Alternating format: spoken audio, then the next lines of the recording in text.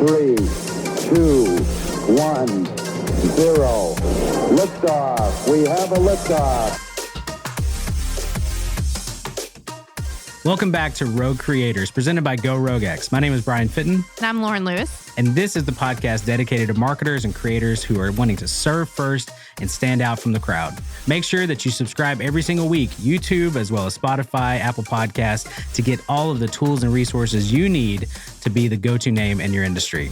Let's go.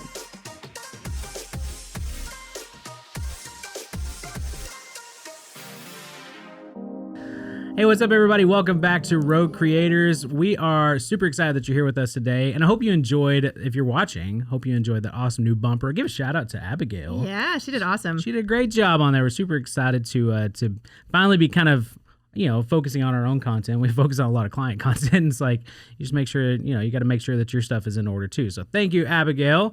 Today, we're excited to chat with Brad Alexander. What's up, guys? Hey, and I've got my awesome co-host who I forgot to introduce, like I always do. How's it going, Lauren? It's going good, Brian. Good. Are you glad I remembered, though, like even after? I mean, it's going to happen eventually. We're just going to roll through a whole episode. She's not going to say anything, and then she's going to remind me, by the way, you didn't introduce me.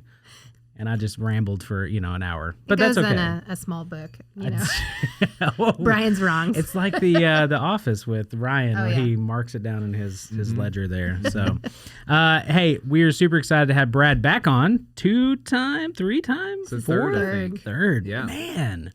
Get this guy another T-shirt. I'm alumni, yeah. For real.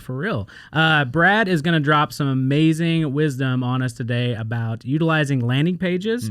Brad is a StoryBrand certified coach, which we have utilized multiple times. Most of our messaging and everything has gone down the StoryBrand route, so we appreciate Brad and all his advice. We absolutely love that brand, but he's also with Clarity Creative. It's a little easier. ClarityAlwaysWins.com is the easier thing to remember for some reason. Fantastic website, man. I was pretty fired up. I found it. So. Yeah, for real. That's awesome. Well, you're updated in my phone when you called me. Sweet. It was Clarity Creative. Okay. So good. It's done now. It's official. It's official. The internet figured it out. That's right. So we're going to dive into that real quick. So make sure you guys stick around for that. It's going to be awesome. But before we do, I'm going to slow down. I've had too much coffee already. Apparently. Before we do, we like to start off with something fun, right, Lauren? Yes. Each week we like to start off with, what are you obsessed with this week? So, Brad? No. So, Lauren? No. We've already determined. What are you obsessed with this week? She did, yeah. All right. What am I obsessed with? Yeah. So I'm going to go kind of out of left field here. So I'm currently obsessed with The Count of Monte Cristo. Nice. Wow. Yeah. Okay. That makes me sound really smart. He's really fancy. So I don't know if you've ever read the novel at all, but it is literally like in a condensed form. It's probably like, I think it's like 1,200, 1,300 pages huge long. Book. Whoa. Yeah. And back like several years ago, 5 or 6 years ago, I was like, there's kind of some books I think I should just read to kind of feel like I read, Yeah. And so I got that book and read it whole way through, and it took a long time. And then anyway, I just recently was like, I think I'm going to read it again, and probably 8 years later. And so I'm about a third of the way through it. Page 437, I think, is where I stopped last night. But man, it's just for as long as it is, it's a really good story. There's a lot of just up and down of character development and plot development, and impressively for a book that long that's really just a pure novel about that, it's just really engaging. And so anyway, I've been digging it lately. We'll see how I am in like 3 months if I finish it. But yeah. We'll come back to you next year. You're like, I'm about reading that. Yeah, third 12 months way. later. Yeah. That's awesome, man. The only thing I know about the Count of Monte Cristo is what was Crisco. That was the knockoff. Yeah. That's awesome. It's in V for Vendetta. Mm-hmm. He watches the movie, I guess, and so that's the only thing. Yeah, That's Brad's like, wow, that was great insight there. They made a movie I feel like ago. that book is like the basis for a ton of Prison Break movies that came afterwards. I think so. Yeah. They're like, that's a great idea. Let's use that. Let's use that and then spin off on that. Exactly. Yeah. No, it's great. It's great. Well, now I have to go. You should figure it out. At least watch the movie or something. Please read the book. Yeah. No. Well, that It'll ain't be gonna like happen. 5 years. I'm a slow reader. All right, Lauren, what are you obsessed with? Okay, well, we've actually talked about this before, but I had a ton of people recommend it. And then one of my favorite podcasts, I listen to the NPR Politics Podcast. They've talked about this several times. And so I started watching Ted Lasso. Oh, yeah. That is phenomenal. It is phenomenal. We're almost So finished with the first good. season, and it has been so good. Is there a second season? It's coming. Yeah. I kind of wanted it to. I'm not gonna lie. It Kinda wrapped like it it was up good enough so as it well. was. Yeah. Yeah. Well, I just- sorry. That's fine. Yeah. So the second season's coming. Okay, that's awesome. But apparently with more episodes. Oh, I don't know why that's important, but I saw that headline come through. Anyways, no, it's been really good. It's such a positive show. It's kind of nice. My husband and I tend to watch a lot of dark dramas, so this was actually a really nice comparison to the other ones we've been watching. So, because the other one we've been watching is like a Stephen King miniseries, so it's a nice change of pace. Totally different. Yes. Dude, Jason Sudeikis, phenomenal. He did it, in that yes. role. That is just, it's him. Oh, I love that. That's Yeah. awesome. No, it's been great. Well, I am not watching a show that I'm obsessed with this week. I have actually did come from a show, so I watched Queen's Gambit and loved it. I have been just obsessed with chess. Oh yeah, you were telling me about Holy this. Yeah. moly, man! Yeah. It's getting to the point where I'm like, okay, I need to stop because I'm diving into like YouTube videos, learning different strategies. I went from not knowing anything about chess, other than there's like a king and a queen, a pawn maybe, to like. I've been like playing. So Jacob actually was my first producer. Jacob, What's up? hey. So we played because you can play through iMessage. He told me about this. So we played our first game, and he beat me. And Surprising. It was fun. was fun. I hadn't played against a lot of other people, so it was a good time. thanks, man. Thanks. Yeah, it was interesting. So I'm really excited about like doing this. But the bad thing is, I can stay up till like 2 a.m. the other night playing a computer and chess You just start constantly. seeing it, thinking about your Oh yeah, moves. I'm like Yeah. looking up at the ceiling, and I'm Yeah, like, no, no. I cannot see the board. Are you adding I this to am your list? You're like, yeah, now I'm like, I'm so into chess. to my bio. Avid chess Yeah, I'm player. a cyclist. Yeah, I'm a basketball player. Yeah, I'm a chess master. Dude, that is a high ranking right there. There That you chess go. master. But I'll get there someday. Okay. You know I will. Goals. But here's the deal. I don't have a lot of hobbies, so this was one that I'm like. That is ridiculous. You have so many hobbies. Well, I'm saying things that I enjoy outside of business. I cannot monetize chess. I'm gonna figure out a way though. You might. Yeah. I mean, You'd be we'll the create a first course in- on. No, never mind. No. Lots of people. love Yeah, it. they have. Yeah. Okay. But it's just fun to like dive into something that really is intriguing to me. So That's awesome, though. yeah, I'm gonna try to find my grandfather he tried to teach me when I was really way too young, and I need Yeah. to find that board. That'd He be had it. cool. Yeah. So anyway. That's good, man. Yeah, absolutely. So, I was getting a lot of clarity with my learning about chess. Mm-hmm. There's some good teachers and instructions. They were a guide for me, and it's weird how it worked out. They just guided me through this And process. now you Brad. know the moves to make. I And do. you feel so much more empowered. I Not do. confused when you sit down. Nope. It's amazing what clarity can do. It is kind of crazy. It's almost like we need to do that with our customers, Brad. Yes, like I that. agree. That's a solid transition. So ready? Are we sponsored? But I did, yeah. I don't know, right? We do need Story Brand to sponsor our podcast. You should. Yes. we'll reach out to You can Don. talk to Don Miller. He'll Yeah. Hook Give it him a up. ring, you Yeah. know. So let's dive into this actually. So Lauren, give us the official title here of what we're So- talking about. we get a lot of questions around landing pages. And so we are talking with you today to talk about successfully utilizing a landing page and when that's appropriate, or maybe when it's a sign that you need to utilize your website better. Yeah, that's a great thing.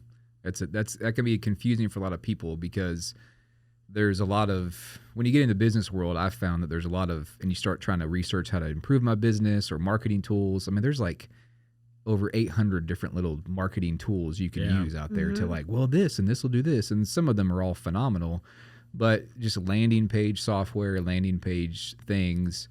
Well, maybe I need to do that because the way they pitch it, which is valuable, is like, well, it'll help you do this and convert leads and get people on that list or sell more products. But then the question is like, well, is it worth it? Do I need to do that? Right. Is that just because it's an answer to a problem, it may not be the problem that you actually have? Right. Yeah, that's a Right. good question.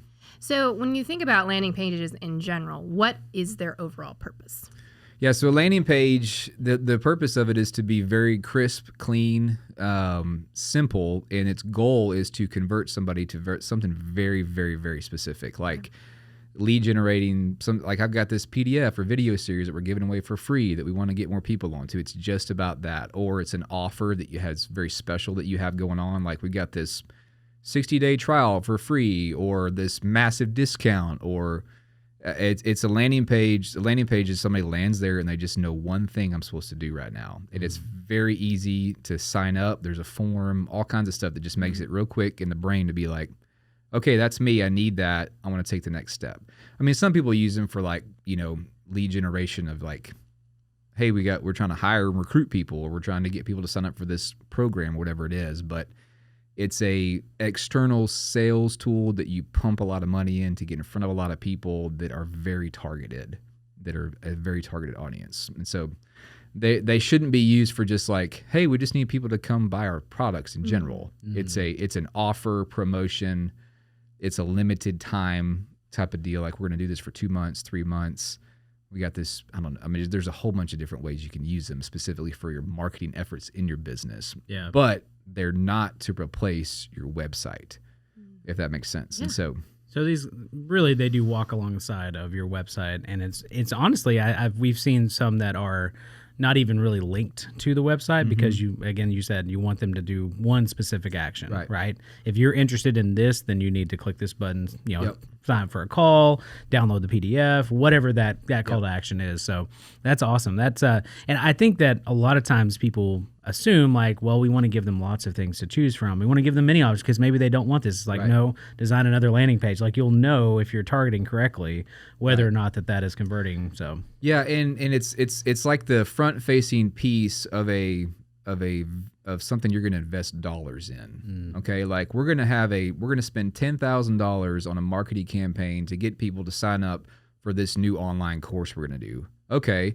to make sure we can measure that, let's use a landing page that we can attach all the metrics to. We can get in there and see how many people converted, how many people clicked. It's something that you're gonna really measure well. You're gonna do analytics on it. You're gonna have things that come out of it that you are very highly tracking. Yeah. That you're paying a lot of attention to, versus just, I don't know, we just need people to join to buy our services, right? And so that you don't really have.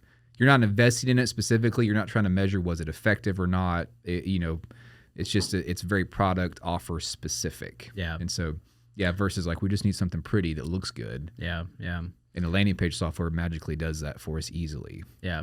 And I've used several different ones out there, but I will say a lot of times the split testing, what would you recommend somebody doing with split testing at their landing, like when it comes to how deep do they need to go with like different colors or different placements of buttons or different, I know video, we're big on the video. I think most, if not all landing pages should have some type of video explaining what the offer is or some type of connection.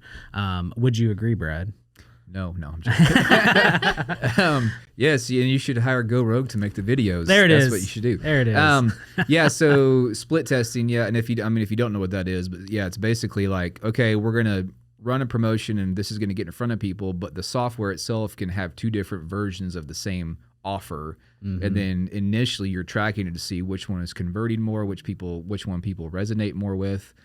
And so then you can double down on the more effective one. And so, hey, this one we had this headline, get cheap vacations in no time versus the luxurious vacation you've always dreamed of. I don't know. You may have different headlines and everything else may be the same. And you can see which one people, So in that, how deep you need to go. I mean, if you're a marketer, then you kind of understand your budget. You know what outcomes you're looking for. I mean, having two split is good just so you can kind of initially decide, okay, well, one of them is a little bit more effective. Let's spend more money on that one. Let's shut the funnel down to that one and pump everybody there. But I mean, man, what color it is, what pictures you use. I mean, you can get as weedsy as you want. And so it depends on what capacity you have. What you don't need to do is get overwhelmed with having to do that.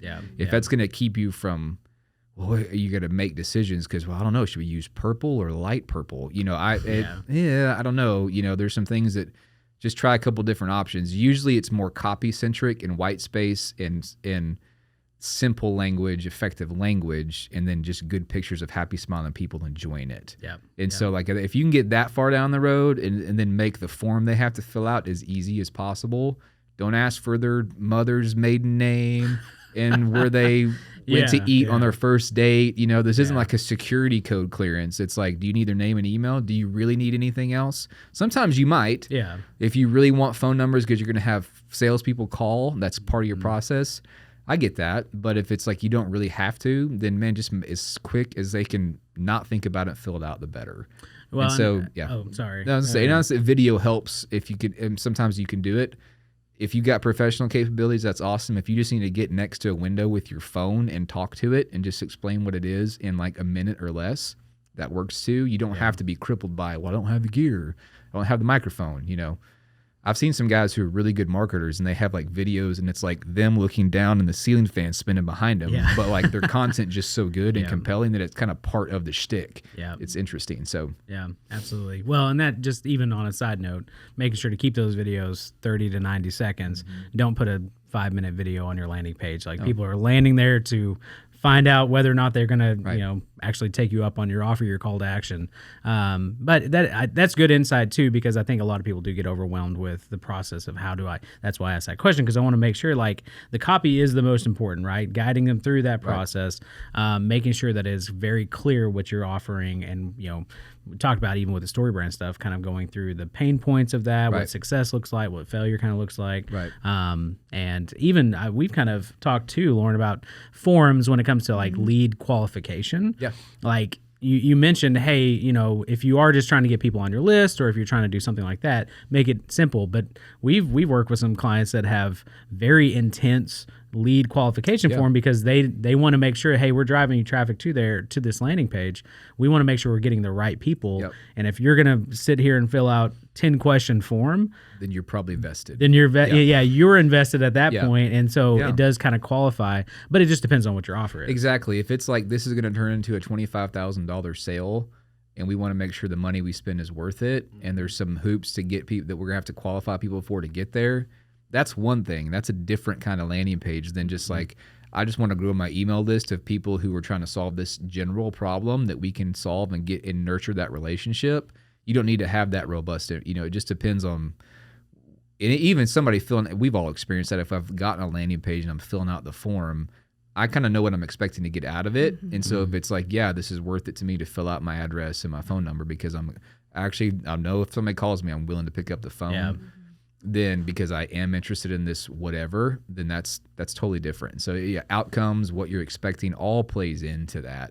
But again, the landing page, it specifically for some specific offer is like a front-facing element of a very targeted, specific marketing campaign. Yeah, it's not just we need a landing page for our business. Yeah, that's your website. Yep, and that needs to be addressed too. But it's not the same thing as we're trying to get people to sign up for this spring thing we're doing, whatever or this that product is. Yeah, or this new product that we're launching and trying to get early adopters or whatever it is. And so, yeah, no, I love that. That's great, and that's great insight too.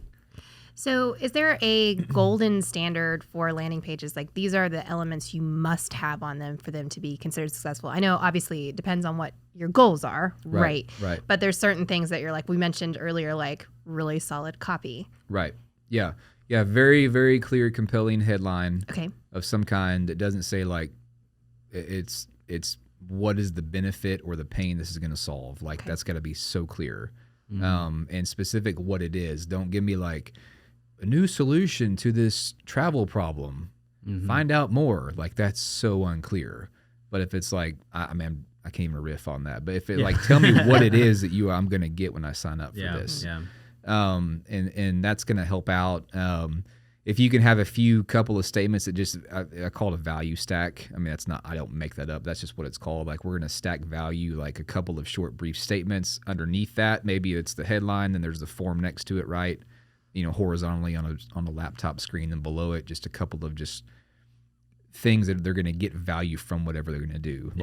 Just short phrases, just talk about success. You're going to get this. You're going to have this. It's going to be good. You're going to, I don't know, insights to whatever. Depending on what the offer is.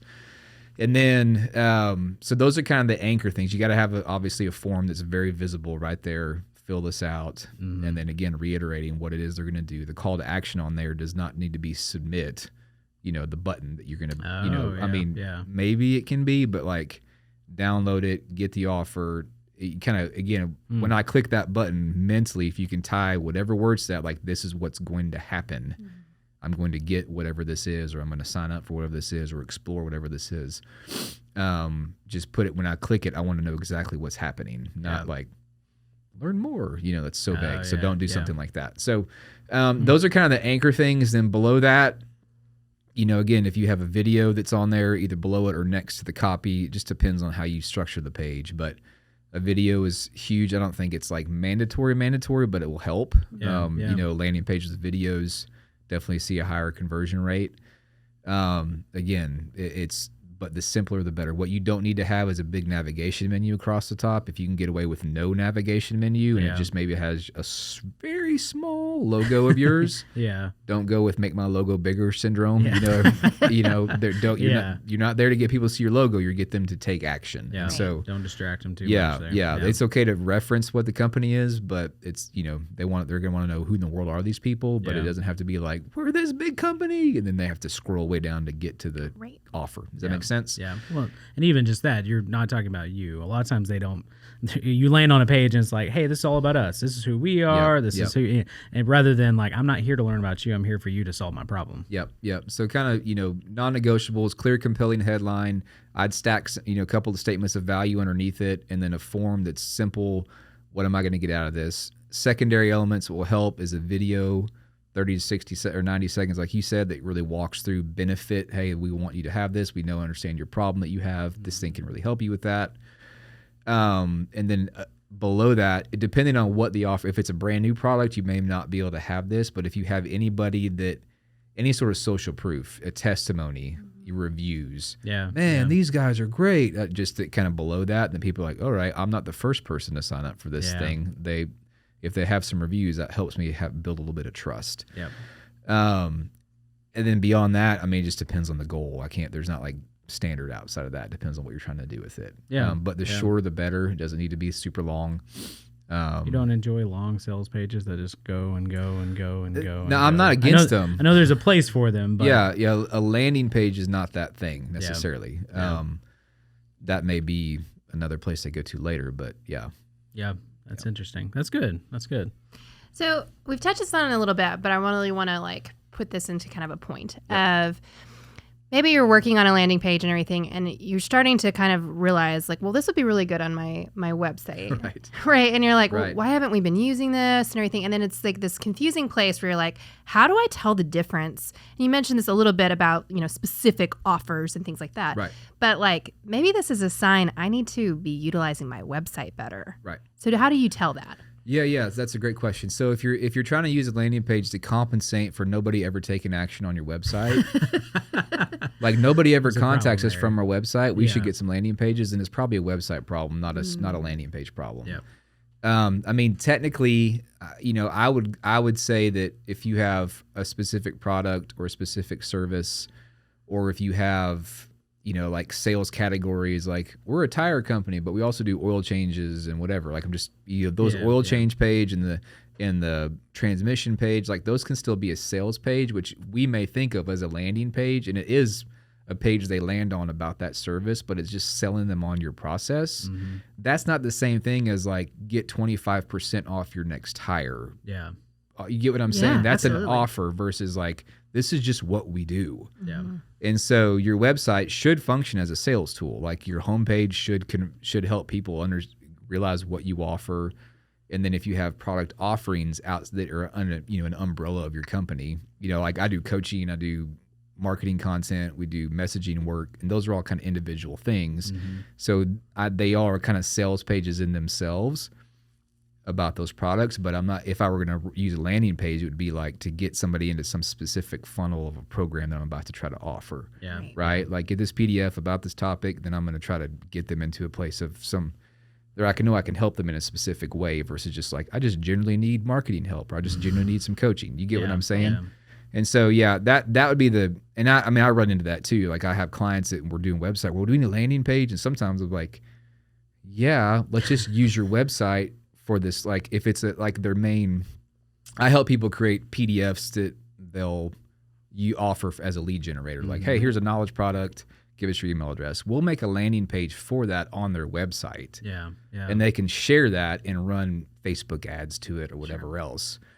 But we're not using that for some really high dollar measured marketing activity. Yeah, because you get what I'm saying. You can't really, you can get some analytics from just your website, right? Yeah. But places like Unbounce or Lead Pages, or there are tons of different tools out there to be able to use, give you very, very specific data. Right. And so that has its place. But it's the other, maybe the kind of what you're circling back to what you're asking, Lauren, is if it's just like, man, nobody's ever contacting us online. Right. It's a website problem. It's not a landing page problem. Yeah. And so all the beautiful features and simplicity that landing page software, like, we'll help you create a template, like that you could just look at those and be like, we should make our website look like that, right? Like it's just better designed and laid out in a way that is proven that our brains help understand what's there and what's being offered so we can take action. Right. And so your website can do that just as easily as a landing page. It's just your website may be terrible. Yes. Well, I think that is great advice. So you kind of, Brian, hinted at this. So say that, like, hey, I have a specific offer. I know that I do need a landing page, not just website help. What tools would you recommend for building a landing page? He said Unbounce and Lead Pages. Those are the two that I've experienced the most with. You can type in landing page software and you're going to be on Google for a while. Right. And then get retargeting ads. That's what I was about to say. You'll see it everywhere. Be careful. So, there's a thing called Samcart, and they'll talk about like a one-page sales thing. They got this whole system that you can use for that. And it's a purchasing kind of almost like landing page versus like it's a product I'm selling right now. Right. And there's a deadline for it, almost like infomercial, old school style. And it's effective. And they kind of walk through some things. And so those are three things I would suggest.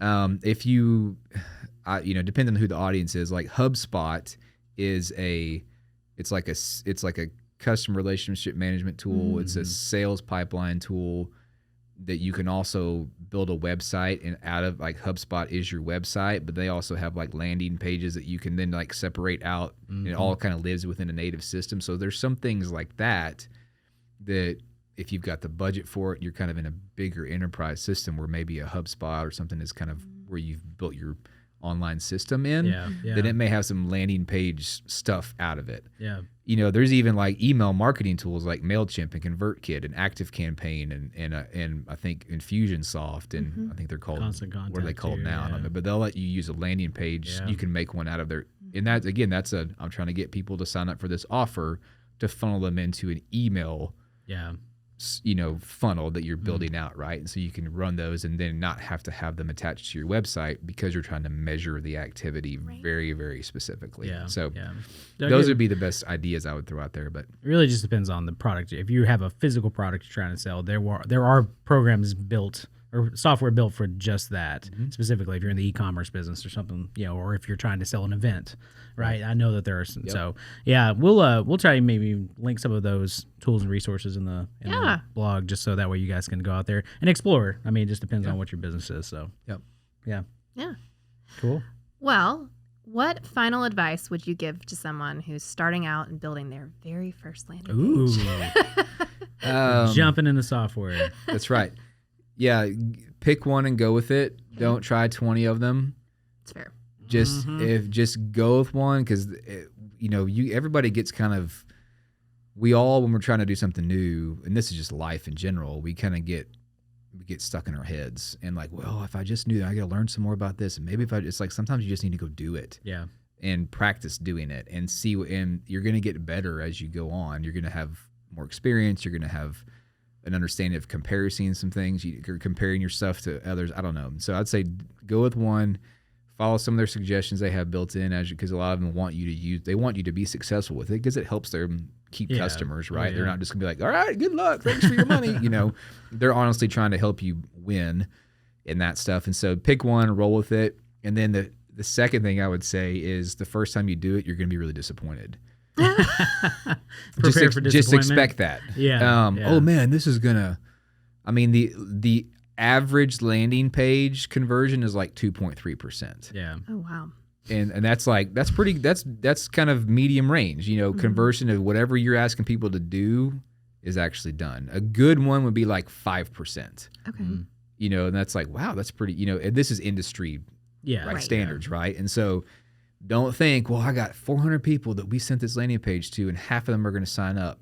They will if you actually have already got a relationship with them and there's a lot more trust. But if it's brand new, super cold. we're going to do a Facebook, boost that post, right, to people in this general category that we're trying to target. Man, if you get 2 or 3% of those people and you're like, man, I get pretty good. If it's like 1%, then you're going to be disappointed. You're already going to be disappointed because you think it's going to be 50, it's going to be 2 or 3. Yeah.